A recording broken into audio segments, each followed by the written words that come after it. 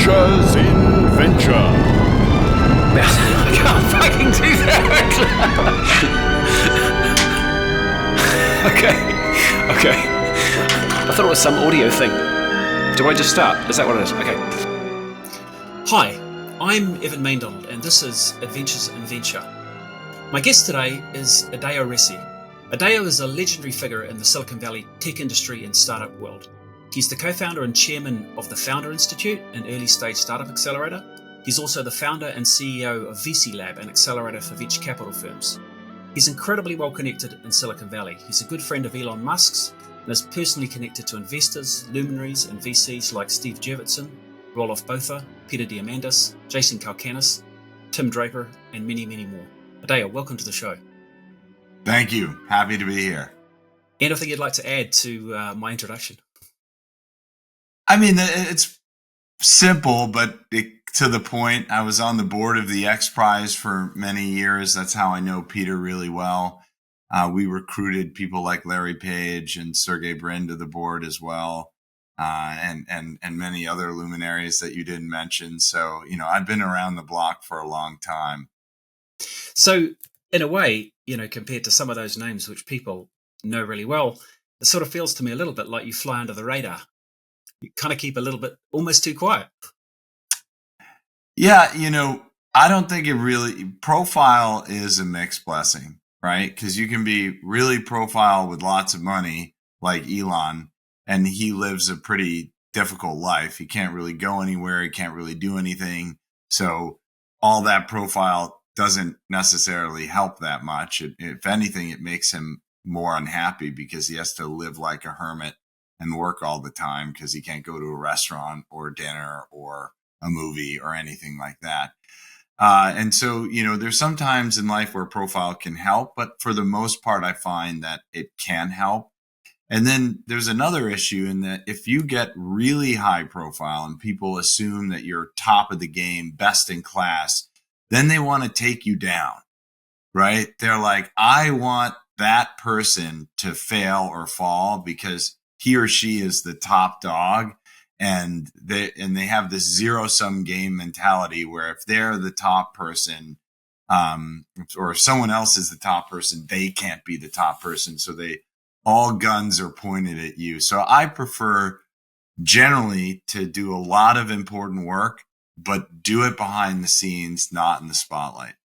Okay. Yeah, well, and there is a bit of that tall poppy syndrome. People see the one that's sticking up, they want to cut it off. So yeah. Maybe that's a better way to get things done.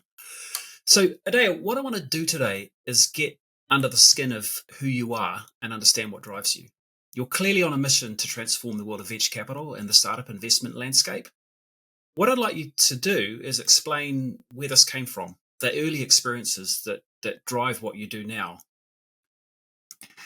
Yeah, so I've had concerns about the world since I was young. It started when I was maybe 17, 18 years old, and we're sort of in the midst of this Cold War. And it really made no sense to me why we had all these nuclear weapons that could blow the planet up many times over in the hands of two nation states that were pursuing this deterrence strategy. That seemed ridiculous. And so from an early age, I was really set on what are some things that we can do to make the world a better place. And I've tried a lot of things, and honestly, I can't say that they've worked very well. And it doesn't mean that they have been very successful, but they haven't necessarily made the world a better place. So like the internet's a great example. So I originally was super passionate about the internet. I started the first company that had stuff on the World Wide Web, because when the World Wide Web came out, there were researchers like Mark Andreessen, who created one of the first web browser, and Tim Berners-Lee that produced papers and put them out. But there were no companies publishing actual materials on the World Wide Web, on FTP, on Gopher, etc. So we had a dedicated company that was producing content for the internet. Turns out we had the first website by such a company. And then I really worked to spread the internet to companies, etc., in those early years. And the belief behind it was you had all this centralized media that was essentially engaging in a form of mind control. Because if you read it in the newspaper, you believed it to be true. As we know today, a lot of stuff in the newspapers that are written are not true, and it forms your worldview. So I wanted everyone really to have a say in what comprised the worldview of people. And the best way to do that was to create a many-to-many infrastructure, aka the internet, versus this one-to-many world that we lived in beforehand with cable networks, television networks, print media, whether it be newspapers, magazines, etc. And I think there's a lot of truth to what happened in terms of, allowing this many-to-many collaboration to happen.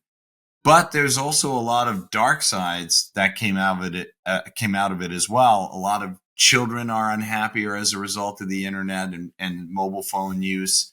A lot of cyberbullying and abuse goes on across the networks.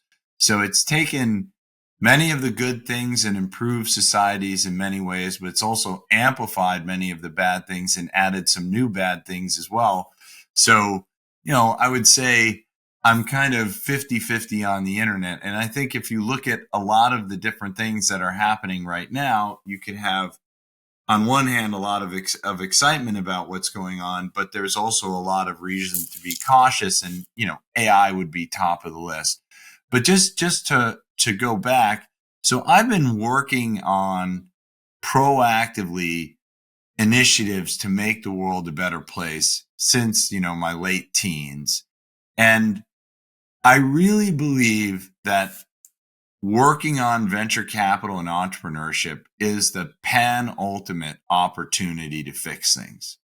Because the idea that a small group of people can fix the entire world is an implausible concept, right? It has to be a lot of people working together on meaningful projects to actually have an impact. The challenge is who controls that type of volume of people? Well, governments, but they've completely failed at this initiative. NGOs and similar organizations like the United Nations, they've also failed pretty miserably. So I've decided to take more of a grassroots approach where you empower, thousands and thousands of entrepreneurs around the world. And then you empower thousands and thousands of investors around the world to back those entrepreneurs. And then together they can really have a massive positive impact as long as they're working on ethical, moral, and important things. So it sounds to me like you're a great proponent of liberty in general. And I agree with you about the impact of the internet on the media sector. We certainly were in an era where the things that people got to hear were dominated by, say, corporate interests or and we, certainly social media and the internet have enabled us to talk more freely, although, we've probably gone too far in a way on that scale. Now the question is what's real and what's not, and whether people have to be a lot more selective with the information that they consume. But what's interesting for me is that you're also clearly a great believer in free markets and the power of free markets to actually drive change and drive positive change if they're used in the right way. But I think there may also be something underpinning where you're going, which is around some of your earlier experiences in entrepreneurship. You mentioned the web company. I know that you were also involved with a company called Game Trust between 2002 and 2006, and I believe Elon Musk was also involved with that company, and that you had quite a bad experience with investors, which drove you to actually start trying to hold the venture capital industry to account. Can you tell me a bit more about that? Yeah, so maybe what I'll do is I'll talk about that in a second, because I've done a lot of different things, and I'll outline what they are, and then that's one of them, and I'll outline what the effects are. And I'm particularly interested in how that's led to what you're doing today, though, Adeo. Yeah, of course. Yeah. So the internet was really my first big initiative to try and, create a different outcome for humanity where there were lots of voices, as we discussed. Then, that went okay, I pro and con. I also worked extensively on space because I figured that if there was some really big human achievement, like colonizing Mars, that would bring humanity together and like this great kind of upwelling of we can do anything. You brought up gaming. I also felt that we could achieve a certain meta consciousness in the gaming world. So I worked on gaming for a while. And then through gaming, it came to my attention that no matter what you do, no matter how good you are, at some point you're going to need to raise money. And the people who are controlling that money, for the most part, were largely homogeneous, largely constrained geographically in a small number of places, and frankly, often not with any good values or morals. So it was a really problematic situation, because even if you had the best idea, even if you had all the right intentions and everything else, you were stepping into a cesspool to get capital in order to make that happen. And a lot of times the presence of the capital was problematic and might cause you to fail because they would put unfair, unrealistic terms, too many expectations, etc. So the gaming thing led me really to work on both the investment side, but also the entrepreneurship side, because one of the things that became clear to me when I was doing the gaming company is there was this kind of unhealthy dynamic between entrepreneurs and investors, where investors would say, hey, the next hot thing is insert whatever it is, AI. Back then, gaming was hot, etc. So at any time, there's a bunch of trends. Yep. A lot of that is driven by money. And then tons of entrepreneurs go out and pursue those trends with startup ideas. And many of those startup ideas aren't very good because the entrepreneurs don't really care about the idea. They care about getting the money from investors. So they sort of do the hot thing of the day versus the right thing for them, the right thing for society, etc. So I really set out on a mission to say, okay, first and foremost, we got to fix entrepreneurship so that entrepreneurs aren't running around chasing things that VCs say are hot, and they're actually working on things that they believe in. And then secondly, you've got to fix the venture capitalists to fund entrepreneurs that are working on meaningful things rather than entrepreneurs that are working on the next, sexy idea or industry like AI. So I guess initially your frame of reference for, these issues was actually the US. So you were looking at US startups and US venture capital at that point.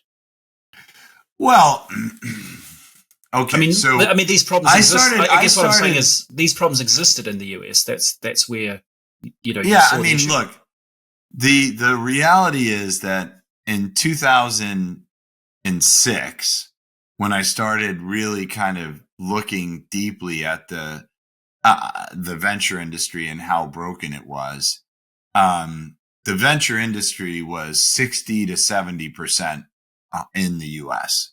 So 30-ish% of all money that went into startups was outside of the U.S. and all of the rest of it was in the U.S.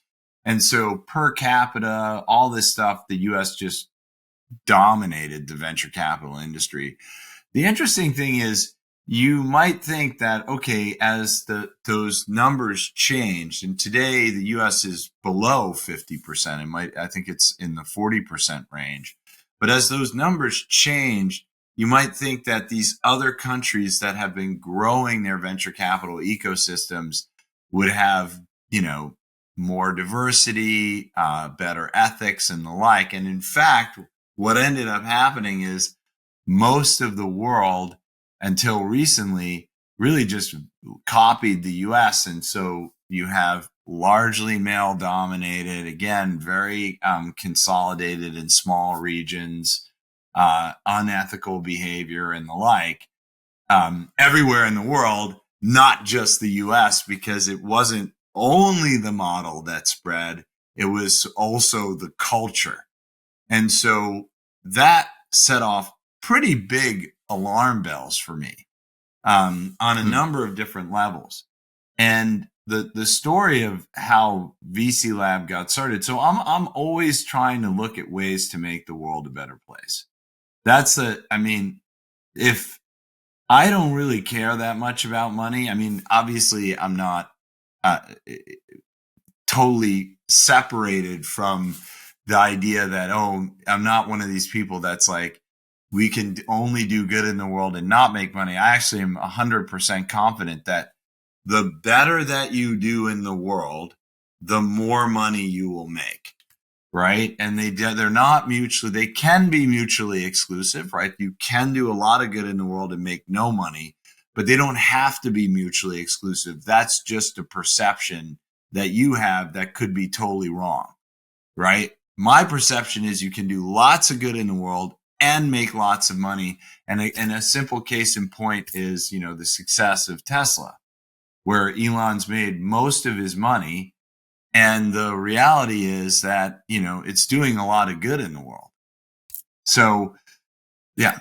Yeah. Well, look, I think it does seem to be the case that where people follow a passion, a really strong passion, and they pursue that and I guess if we talk about founder problem fit for a startup, usually you're looking for somebody who's got a really strong passion about something. And if that's what they're driving after, then generally speaking, the money follows.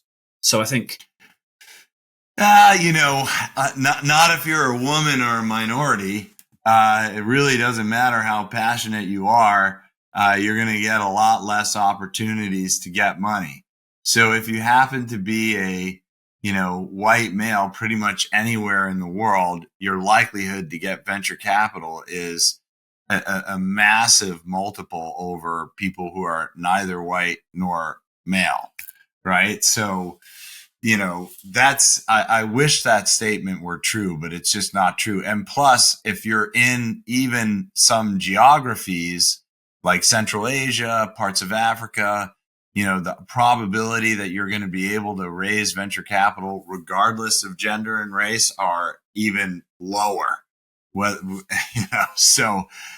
This needs to be fixed. The problems we're facing. I mean, let's take a pause.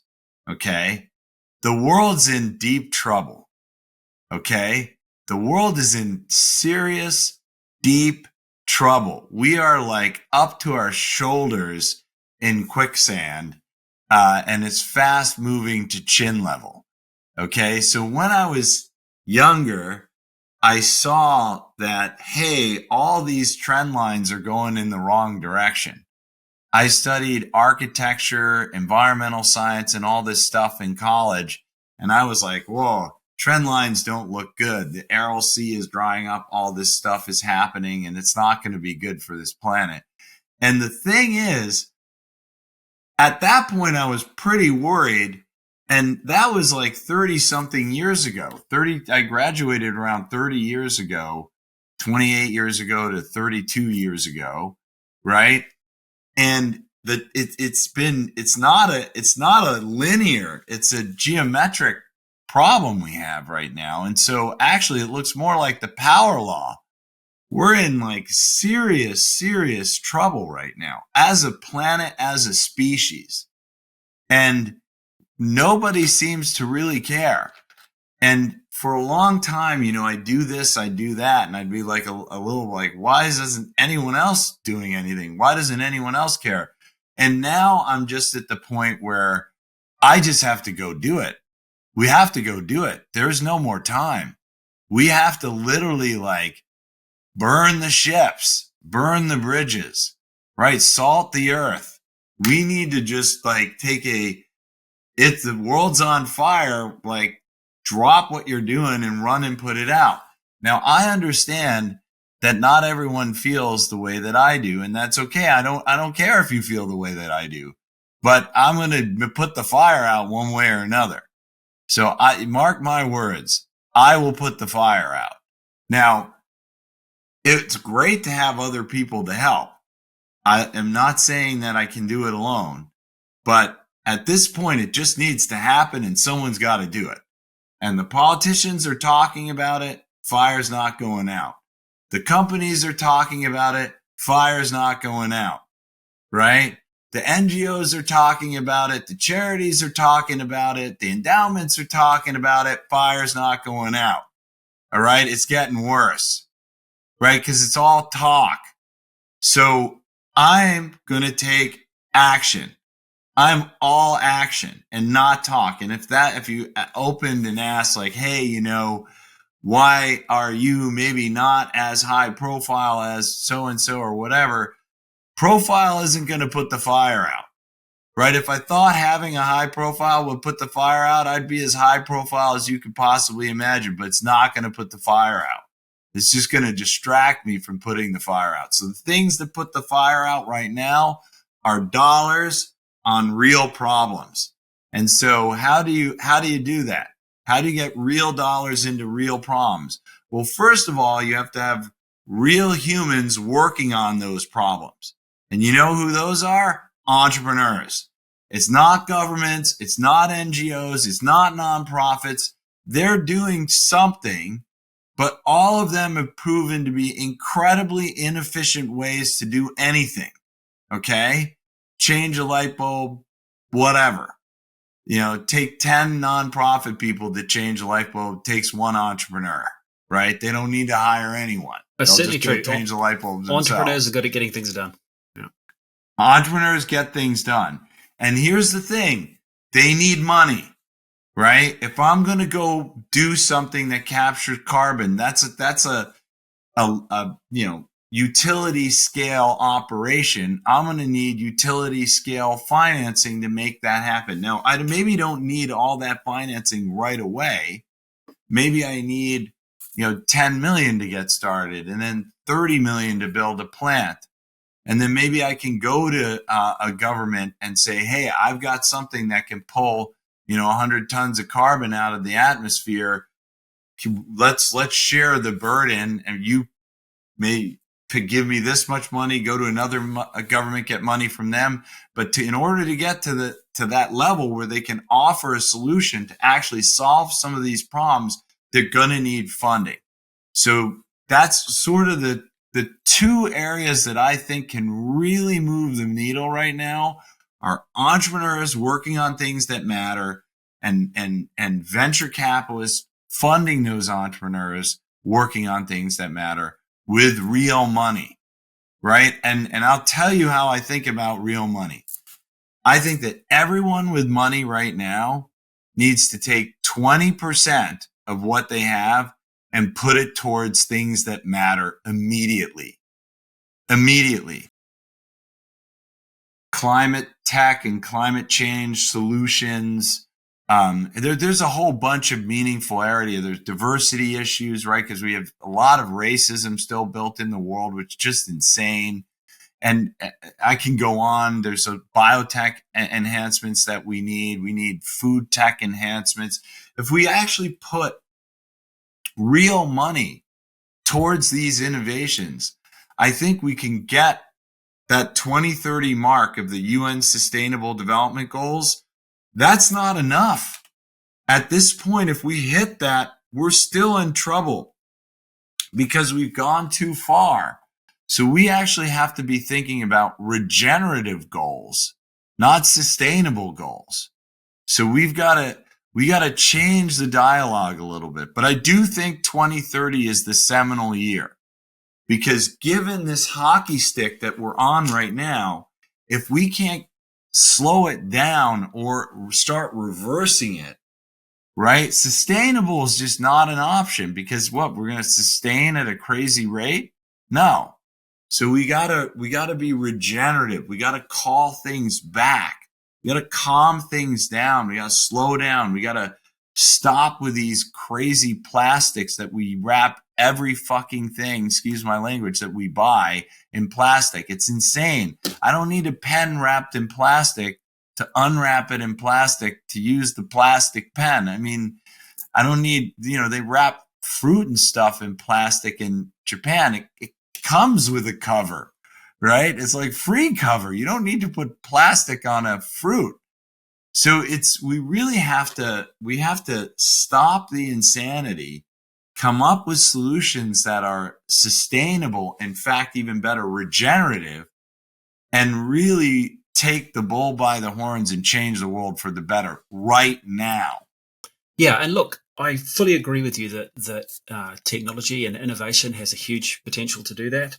And I also agree with you in terms of the geographic and racial diversity in venture capital. I mean, I may be a white male, but I'm not a white male from the US. And I can tell you that I've spent, a number of times during my career, I've tried to get into venture capital, and it's always been a very closed shop. And I've also been involved in a number of entrepreneurial ventures. And so I know how difficult it is to raise capital, even when you've got a great business or a great idea. So I'm certainly with you on those fronts. And it seems to me like you sort of first took aim at the problem that you perceived with entrepreneurs and the things that entrepreneurs were going after with Founders Institute. And then when you made enough of a dent on that problem, I mean, not that, Founders Institute is obviously still running, and it's being run by Jonathan now, I believe. Yeah. Then you decided you were going to go after the funding problem. Is that the kind of the... I mean, I've worked on them both simultaneously for a long time. I would argue I technically started with the funding problem because the first thing I started was the funded. And then what I realized was, so the exact order of events was the investors were really poorly behaved on every level. In the sort of 2000 to 2010 was probably the darkest time in both entrepreneurship and venture capital in history. Obviously, come 2008, 2009, 2010, it was like a classic bell curve, right? The bottom of the bell curve was probably like 2003, 2004. Right. 2002 was certainly also a pretty terrible year. And it started coming out of that in, 2008, 2009. And by 2010, we were kind of out of it. But really what happened is all these investors basically were really acting badly. They were doing things that were unscrupulous, asking for incredibly unfair and unreasonable terms from entrepreneurs, unethical behavior, et cetera, et cetera, et cetera. And what ended up happening is, like, if you were a successful entrepreneur and you got to a Series B, you might be asked to do a 5x participating preferred. And what that means is that the investor needs to get 5x their money out before you get anything. And as an entrepreneur in that time, like, you're looking at this and you're like, look, in my worst case scenario, I make nothing. In my middle case scenario, I make nothing. In a good case scenario, I make a little bit of money. The only place where I can really make any money is in like an absolute home run that it was like one in a few thousand at that time. And so it made the game of entering the market unpleasant. Yeah, I suppose that kind of imbalance of power between capital and entrepreneurs was actually a real disincentive for people to actually get involved and start things. And so I think certainly what we did seem to see during that period in the US, at least, was a bit of a shift of power, or power start to shift away from, the traditional sources of funding, VCs and larger investors to some of the sort of new money, the the angel investors and the entrepreneurs that had made money in businesses. And certainly there are some interesting stories of funding stories around that time in terms of entrepreneurs that refused to deal with VCs. Facebook, I think, is probably one of the most famous examples. But did you sort of see at that point the tide start to turn a little? Yeah, I wanted to fix that. Basically, what I saw was that this imbalance where the venture capitalists were being unfair to entrepreneurs scared entrepreneurs out of the market. So I launched a site called The Funded, which allowed entrepreneurs to rate their venture capital investors. Yeah. Now, everyone was anonymous. So you could see who the investor was, of course, because they were being rated. But if you came as an entrepreneur and wrote a rating, you would do it anonymously. And I understand you kept yourself anonymous as well at the time for a while. Yeah, well, I know for a fact that some people discussed so far as hiring a hitman to take care of me. Wow. They told me this many years later because it was a real problem for a lot of VCs because they would do things like not show up to meetings, kick founders out of meetings, not pay attention in meetings. Those were the good things. There were all sorts of sexual harassment allegations on the site. Wow.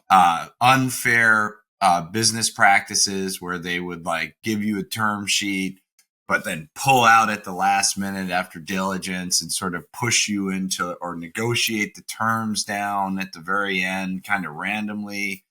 And this was patternistic. So some firms would issue a term sheet, go through 2 months of diligence, wait till you were on the precipice of being out of money, and then change the terms. And they did that over and over again. Do you think that those practices are largely being stamped out? Do you think people are still doing that stuff? All those ended. The Funded ended it all because whenever that happened, an entrepreneur would get really mad. They would go to The Funded. They would post an anonymous review. And then after 3 or 4 reviews by different anonymous users that this was happening at a firm, the firm was in deep trouble. Right. People just wouldn't deal with it. So basically, we had a rating system and entrepreneurs would say, look, I'm not going to pitch. It was out of 5. I'm not going to pitch anyone who's, let's say, below a 3. And if you're doing that type of behavior, your ratings were pretty low. I mean, there were people rated in the 1s. Yeah. So that's not great. And so they really, now and back then we were fully indexed by Google, et cetera. So it would come up that such fund was rated a 1 point something. So you'd be like, and may I add, a lot of these funds and firms didn't even have a website. So the only place that you could find out anything about them was on The Funded. So that really did change the venture capital industry. But as I changed the venture capital industry, I realized, wait a minute, there's another issue here. Because thousands of entrepreneurs, we had 25,000 entrepreneurs in the system, but we had tens of thousands more who applied. And what I would do is I would review every entrepreneur before I let them in because I wanted it to be a community of real venture fundable entrepreneurs, not just a bunch of people who were there whining and moaning, but they didn't really have a venture scale business. And I saw that, oh my God, look, there's tens of thousands of people a year who want to start businesses that really are not thinking clearly about how to do it. So that was the genesis of the Founder Institute, was we fixed funding for qualified entrepreneurs. Yeah. At least they're not doing all these bad practices. And now we realize on the other side, there's tens of thousands of people who want to be entrepreneurs. They're just not working on things that matter or can be venture scale. So that was the genesis of the Founder Institute, that we would help people at the idea stage to work on venture scale businesses. And, look, we spread entrepreneurship all around the world, literally everywhere. So we are in roughly 300 cities. The pandemic made things weird because we used to be physically in every city, and now we're sort of a blend. Then we went all virtual and we blew up, right? And during the pandemic, and now we're sort of half physical, half virtual. But the Founder Institute was started in 2009 and literally brought entrepreneurship into, many, many countries all around the world. We were often the first accelerator in most places, in most countries like Colombia, Chile, whatever. Yeah. And then, so it blew entrepreneurship up in a meaningful way. But then that presented another problem, because while I had fixed venture, and venture was for the most part doing better, it remained largely male, largely white, and largely concentrated in a few cities around the world that I can literally name on one hand. And so after we helped entrepreneurship spread and become meaningful, we realized we had another problem, which was that there just wasn't the right volume of venture capital firms in the world to service the quality of entrepreneurs that were being created worldwide. Yeah, so I guess in a way this is kind of like a 3-stage process. You initially went after some pretty fundamental problems with the conduct of the venture capital industry, and once you'd seen that start to change, you leveraged off that with the connections that you'd made with the entrepreneurs that you're working with to actually help them, I guess, focus and develop their businesses. And once that problem was at least maybe not solved, but at least you had an initiative underway to do it, then the next thing was to do the same thing with venture capital. And certainly, I'm a great believer in the power that venture capital has to transform economies, to transform people's lives, and actually to deliver technological change that can change the tangent that we're on. The one thing that I would say, and actually, Adeo, you and I are of a similar age. In fact, I think I'm slightly older than you. So I was at university at a similar time, and I suppose we've sort of seen the tech industry and other industries evolve as we've gone through the respective things that we've done. But I think there are problems. We've always had problems in the world, but I certainly believe that if technology and innovation is applied in the right way, it has the potential to create tangents that can just completely change the course, that humanity is going. And so, for example, nuclear fusion, if we could solve that problem, it could put an end to the climate crisis, not overnight, but it's potentially a form of energy which is renewables in general, right? Yeah, for definitely. Yeah. And so I agree that technology has a really important part to play, but it's the way in which that technology and innovation is used that's important. And I think it's certainly from my perspective, I'm all about trying to see it used in a way that has a positive impact in the world. And I think so are you. I consider myself a societal engineer. Like, I like to think about society and what you can do to change it. And as you were indicating, there's this sort of I call it shimmying up a flagpole.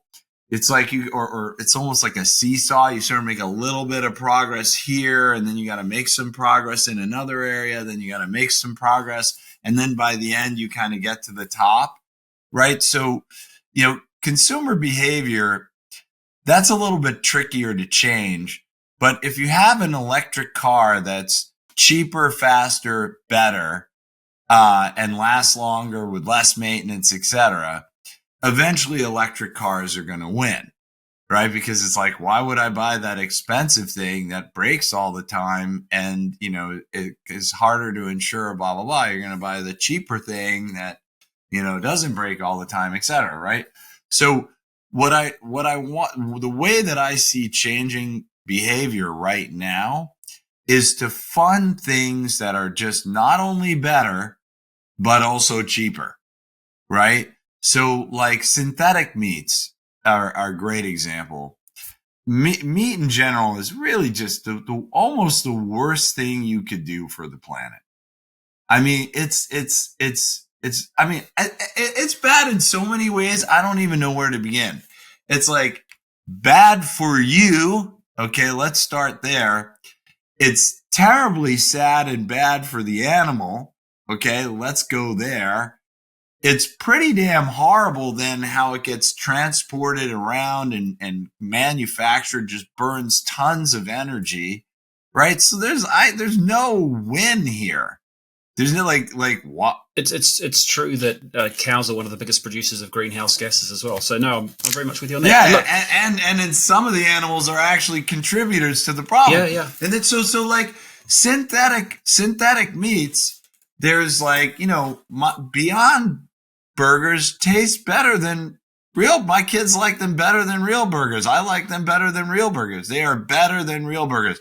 Now, look, it's not, they're wrapped in plastic. I'm like, I get it, solve one problem, not 10 problems. But I mean, so if you can get to something that tastes better, has the same nutrition, and is less dangerous for the planet, it's going to win, right? Just because, especially if it's cheaper.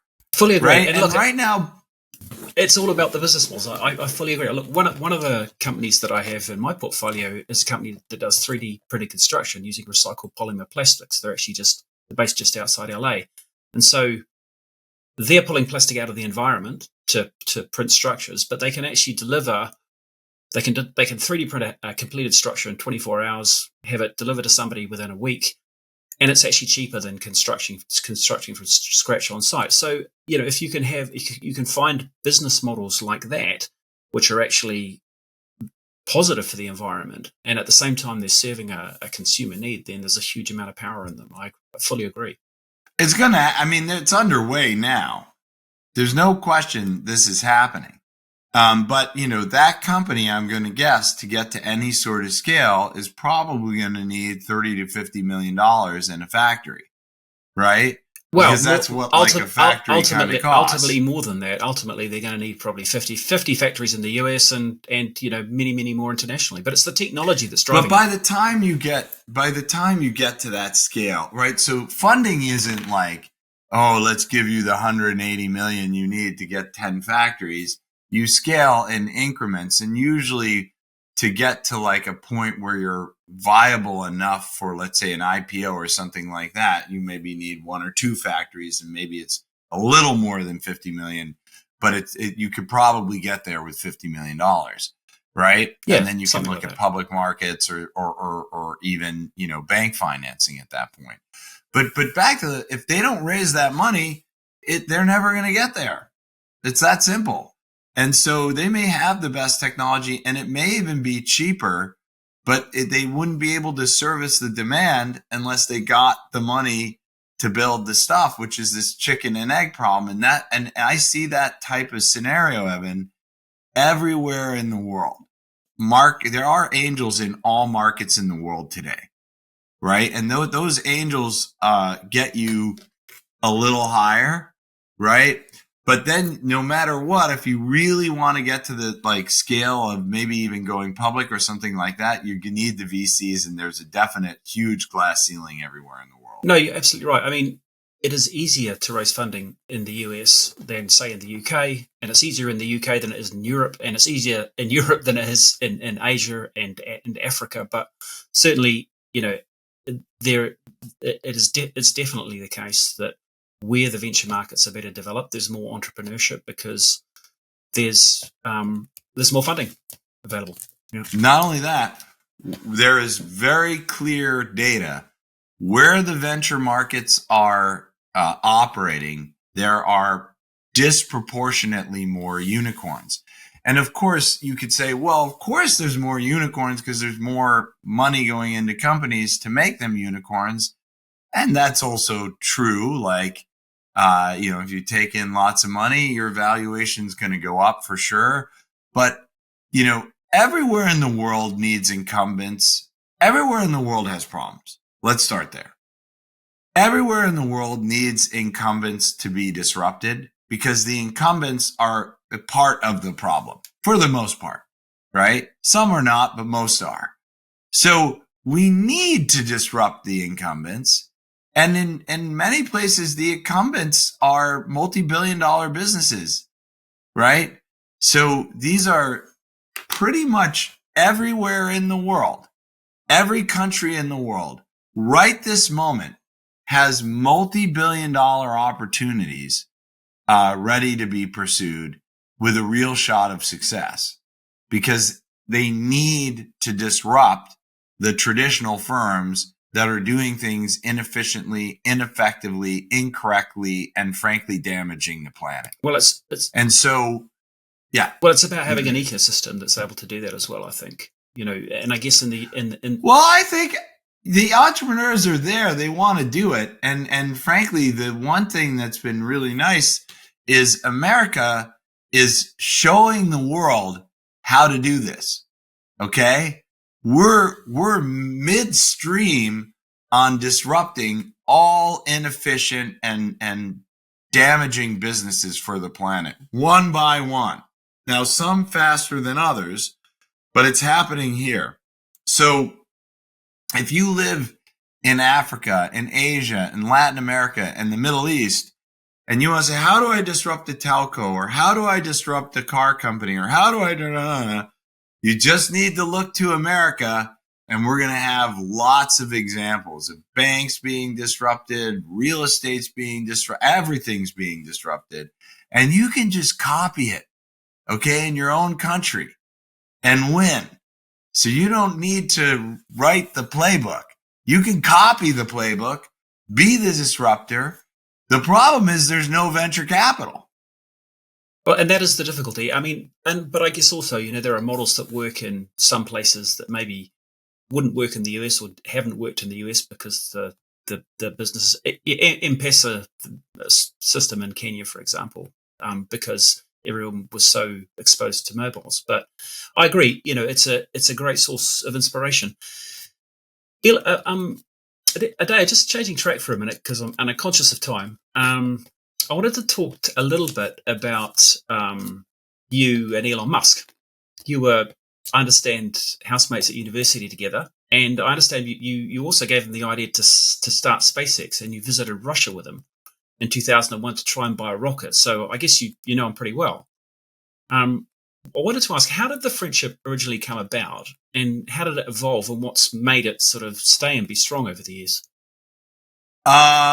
So look, I was looking, we were both transfer students. So I met him as a transfer student in Japan. I transferred from Carnegie Mellon. He transferred from Canadian College.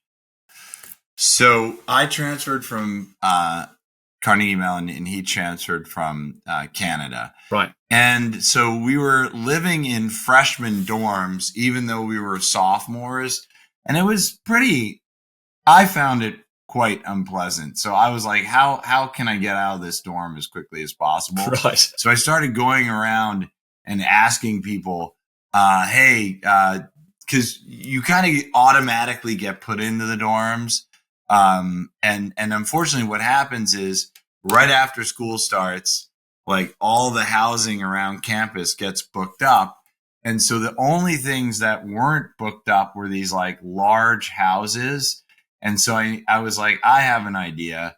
I'll just go and take one of these large houses and I'll start a nightclub, but I need to have someone else to help me. So Elon, I was the only person who agreed to come with us and do this. We eventually found a third person named Hal, and then we opened up this nightclub in our house to get out of the freshman dorms because, and then we did it the next year because we kind of figured it was an easy way to make living money during college. You would charge $5 and have a keg of beer, and you might have a few hundred people a night come by. So, the margins were pretty good. So how old were you guys when you were doing this?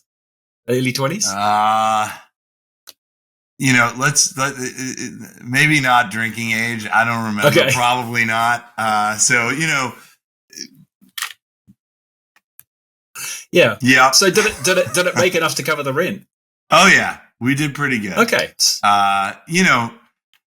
Yeah. So in a way we did. I mean, it wasn't big money. We weren't rolling around and, we didn't get a car or anything like that from it, but we certainly we lived large for, relatively poor college kids. So we could go to dinner at like somewhat nice restaurants every once in a while, and we could afford to, go to an all-you-could-eat buffet if we wanted to. So there was again, it wasn't like lots of money, but it was enough money to cover some expenses, help cover rent, and even cover some school costs. So it was a fun way to have a business in college and a job in college. That's a great way to get by. I worked at McDonald's when I was at university, so it doesn't sound as much fun as what you were doing. It's better than working at McDonald's, I'll tell you that. I can imagine. But it wasn't.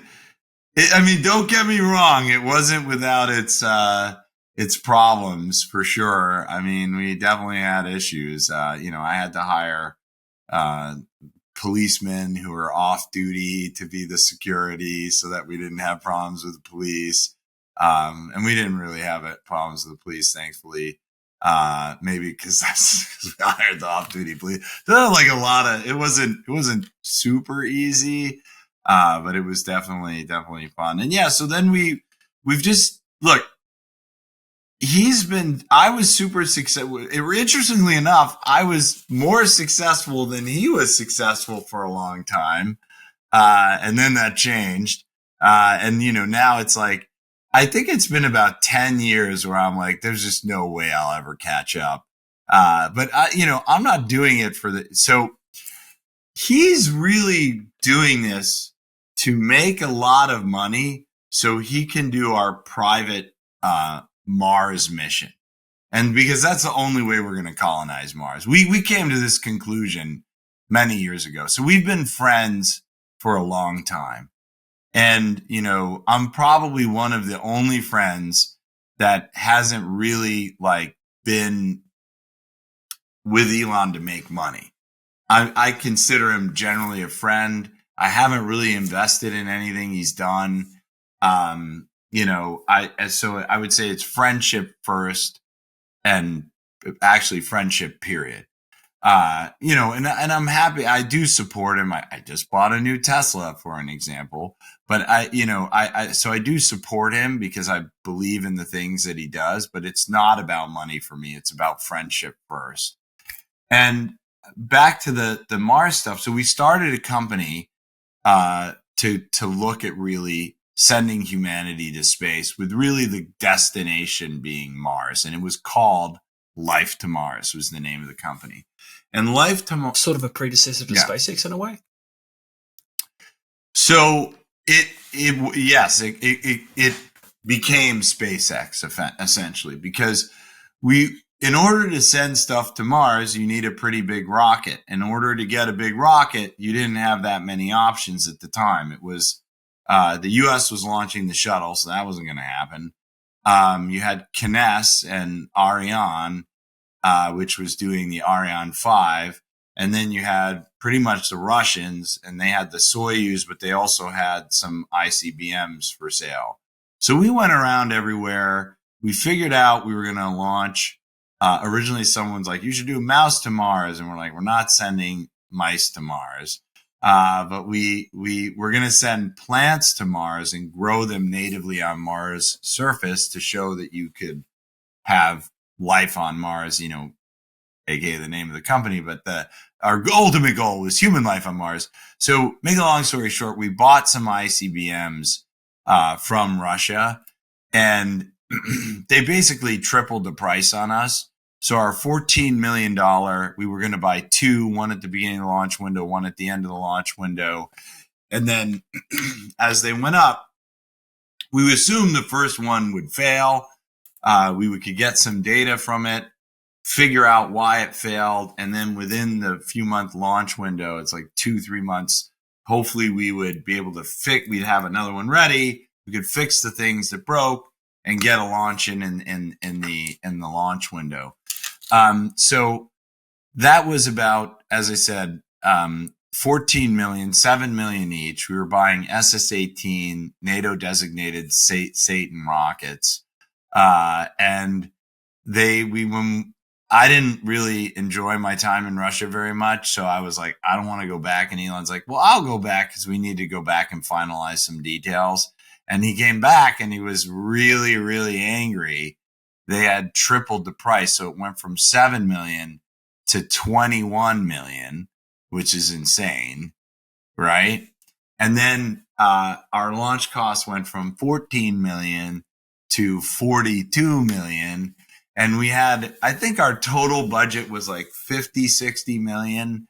This is like 20 something years ago. And so I was like, okay, I'm happy to go halvesies on that.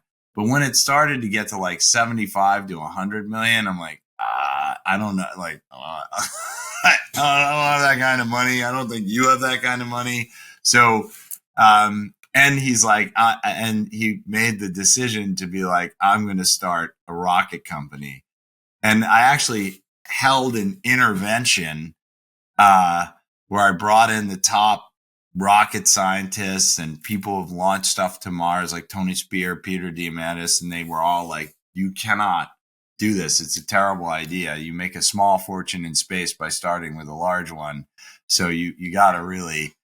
And so I remember distinctly after the intervention, he came up to me. He's like, I'm going to do it anyway. And I'm like, all right, I have your back. And that was the genesis of SpaceX. So you guys went out to Russia together.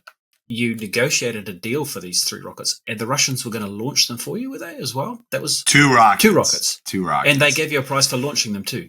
Yeah. Obviously, they changed the price. Sort of like prices in Mexico. Never know where they're going to be, but you got to negotiate the whole time. You had this all agreed, but it actually none of it ever actually went ahead because they basically changed the parameters. Well, we learned a lot. I mean, so there was a lot of value out of it. I mean, we actually planned pretty far along a full mission to Mars. So there's NATO issues around ITAR and other things that, and ITAR is you can't have security, sensitive stuff with potential enemies. So because of ITAR, like we couldn't really know all that much about how their rocket worked, and they couldn't really know very much about how our payload worked. So basically, you take payload, put on rocket, and hope for the best. That's why we bought 2. So there, you could know some things like how the connectors worked and but really, like they couldn't know really anything. So we had to. It was quite a complicated technology transfer, right? They just no. There's no tech transfer. It would be a black box on a black box shot into space. So it had pretty low chances of success. That's why we bought 2. Frankly, we should have bought 3, but we just didn't have the money. I think if we had 3, our probability of success would be like 90%. At 1, it's like 5%. At 2, maybe 60%. But it was not so much whether it happened or whether we got it working or the actual stuff grew on Mars. We just wanted to show the world, guys, like we got to do things that matter, right? We got to start working on things that matter. Like if we don't start living on, I mean, I was just down at Mexico in Tulum, and there's these things called cenotes, and they're like holes in the big holes in the ground that people dive in. Water. Yeah. You know what they're formed from? Pieces of the asteroid that wiped out the dinosaurs broke off and other things got shot out of the ground and flew in the air and landed and put giant holes in the ground. And that's what cenotes are. And the whole gulf there is where the asteroid that wiped the dinosaurs out. It's not even the largest crater on Earth. It's the second largest crater on Earth. And it wiped out the dinosaurs. And here we're living on this planet like do-de-do, and it could be any day, any week, any year. Look, there's a big one. It's going to get really close. And if it hits, we're gone. There's no way we would survive it. No way. Right. And so like the idea that we have the knowledge and the technology to do something so that we can back up the biosphere, get ourselves on another planet, and have a shot of surviving in a catastrophic event, and we're not doing it, is insane.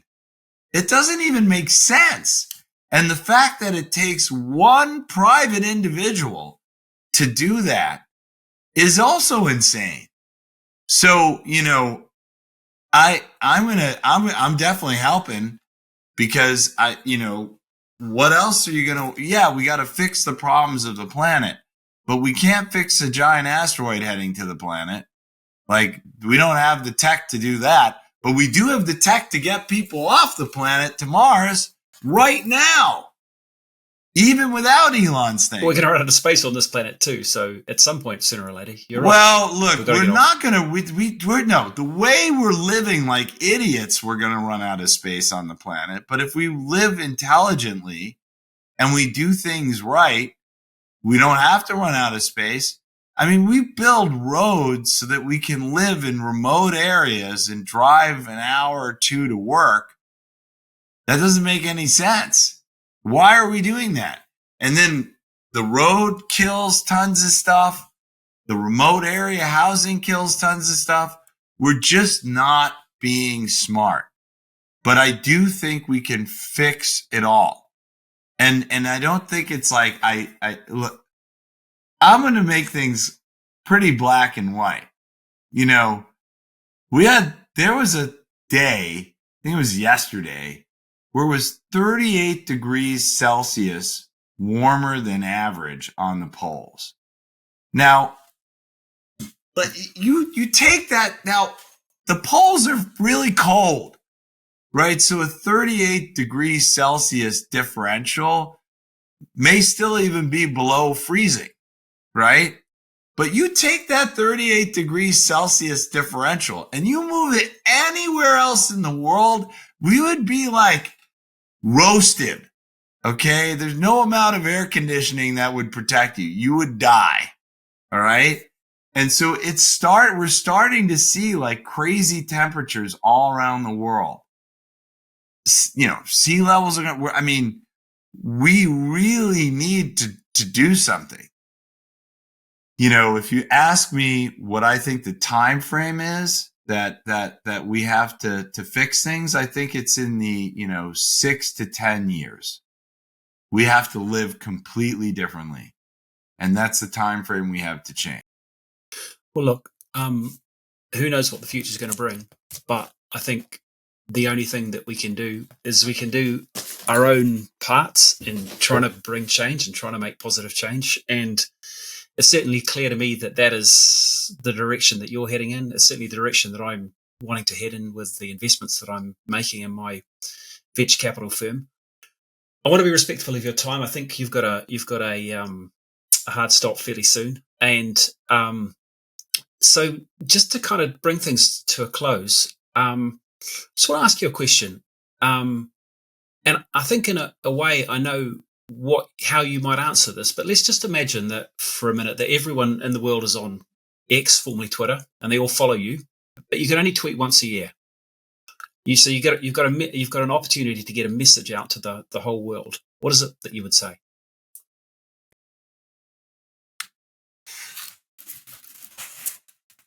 The world is on fire. We got to act. Okay. Action comes individually, action comes collectively. You cannot say you care about the environment and continue to buy single-use plastic stuff all the time. You cannot say you care about the environment and drive a car that combusts. You cannot say that you care about the environment and fly around the world recklessly many times a year. Like, and look, I'm not perfect, okay? I'm not trying to say that I'm perfect, but I've got one gas car left and it's going. I buy all my food at the farmer's market. for the week, with the exception of some things that they just don't have there. And I bring my own bags and all that. And I try not to travel. I'll do no more than 5 trips this year. That's my hard limit. I did hopefully a lot less, right? I just did a trip that was planned for a long time for my birthday. I did a ski trip for my friend's 50th birthday. So that's 2. I'm going to do something with the kids over the summer. That's 3. And I might do a speaking gig, maybe 4. So, and I know that you walk the walk, Adeo, from my own personal experience of you and from the things that you and I have been involved in. So it all adds up, right? We each are the problem. You can't blame the government. You can't blame the person, if you're buying stuff that has plastic in it, it's not the person selling you plastic that's the problem. It's you, right? Just buy something that doesn't have plastic. So if we were going to condense all that right. to a 280 character tweet, it will probably be: the world's on fire. You need to do your bit. Well, you need to act. Yeah. You need to act. I do see the soft landing here, though. And the soft landing is just replace everything that people are doing today, whether it's fast fashion, eating meat, buying stuff wrapped in reusable plastics, travel or whatever, with things that can achieve the same result, be less expensive, and generally better for the environment or even regenerative, right? And I think that is an achievable goal by 2030, so that you buy compostable fast fashion. It doesn't, you can just, it's not made with synthetics, whatever. It's fast fashion, but you can compost it, right? And I can just go on. Like, you're not eating meat 3 times a day, 7 days a week. Maybe you have meat once a week and you eat synthetic alternatives the rest of the time. So there'll be solutions. And instead of everything being wrapped in plastic, maybe there's, again, compostable packaging that can be used easily by people, replacing the plastic alternatives. And so I really we're almost there. And then once the fire is out, we need to say, where do we collectively want to go? And, one of the places we're going to be is Mars. We will be living on Mars around the time that we pull this down. And, it's an area that I think about a lot, which is, what do we want our future generations on a new planet? What does their life look like? What are their values and beliefs? And how do they avoid the mistakes that we've made here? And in some ways, they're going to have to, because you can't have landfill on Mars, right? You're going to have to reduce, reuse, recycle everything you have. Right? You're going to be drinking your urine. You're going to be eating from your waste. Hopefully not directly. Well, filtered, of course. Yeah. But but you're right. There is water on Mars.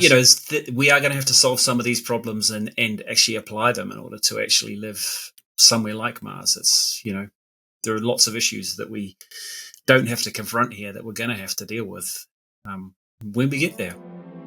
Well, listen, Adeo, we're running up to your next appointment, so I don't want to hold you up. Thank you very much for your time today. It's been a really interesting conversation. I think we've talked about a lot of different things, and I think for me it's been really interesting, and just to kind of get to know you a little bit better as a person. I really enjoyed the conversation, Evan. Thank you so much for making the time. Yeah, it's been a real pleasure, and thank you for your time.